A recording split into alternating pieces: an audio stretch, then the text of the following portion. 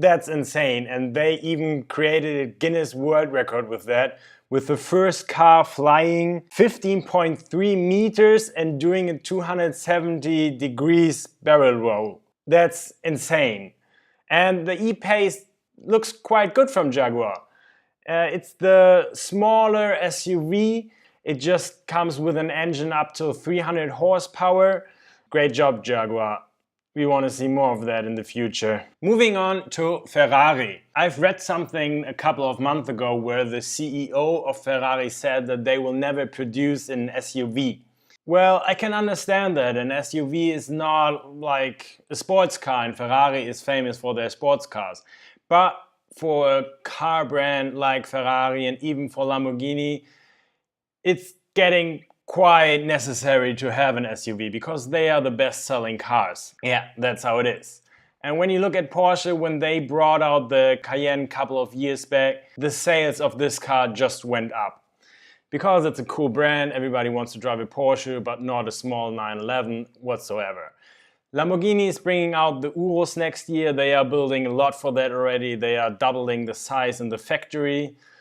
And now Ferrari. As I said, the CEO said that they would never build an SUV because it's just not the spirit of the company. They want to build sports cars. Now they kind of said something else. They will never build an SUV, but they might gonna build a FUV, which stands for Ferrari Utility Vehicle. Oh, come on, just because you name it differently, it's still the same, right? Probably they will build it on top of the GTC4 Lusso, and it's codenamed the F16X. It's not yet clear when they will present a concept or when they will present the car, but I think that's just a logical step for a car company, but it's also kind of sad. I mean, it won't be a sports car. You can't build an SUV which is fast around the track just when you put in ridiculous amounts of power. But everybody's doing it. Bentley, Bentayga, Rolls-Royce is doing it, and even Aston Martin, they are presenting an SUV. The only brand who didn't present an SUV yet is McLaren, and I've read something that the CEO said that they are considering an SUV, but it has to be sporty.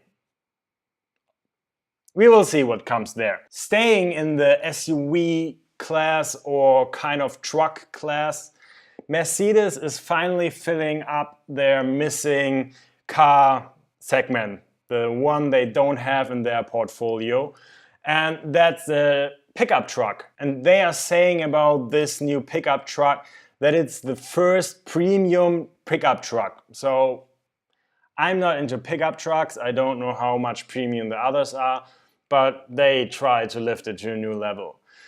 The new car will actually go on sale end of this year in Europe, and after that the other markets will start in 2018 and 2019. I somehow didn't find the release date of the X-Class in the US. That would probably be the biggest market, right? But I didn't find it. And they just say the other market, they will follow 2018, 2019. Now coming over to the sports cars. Mazda might consider building a Mazda RX-9. Mazda already presented a concept car for the RX series. It was called the RX Vision in 2015. And now there are rumors that there could come a new RX-9. From 2016 there are new patents from Mazda for a new Wankel engine. So that's this weird engine which doesn't work with cylinders, which is currently just used in the RX-8. They might have built an engine with 450 horsepower, which is turbocharged, which would also be the first time. And they might bring it out with the RX-9. The car could already come out next year because then it's the 50th birthday of the Wankel engine. But the RX Vision already looked quite amazing. So we will see. Moving on to Honda.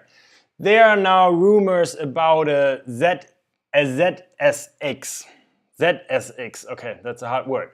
So this could be a smaller car comparable to the NSX, just above the S660, but below the NSX. It might also be a hybrid with a 2-liter engine from the Civic Type R turbocharged of course, and 2 electric engines and maybe a 3rd electric engine at the powertrain like on the NSX. I like hybrids, as you know. I was looking at the NSX before and I think this is cool, just the price has to be right, and I don't think it was right on the NSX. Really exciting stuff, the pictures of it already look quite cool. So this was the short news update for the week. I hope you enjoyed it. I upgraded my light a little bit. Maybe I will consider a green screen in the future, but for now I will keep it like this. And I'm really looking forward for your comments again for this week's episode. What can I do better? Did you like it? Just leave a comment. I'm really curious about that. Thanks for watching. See you next week. Bye.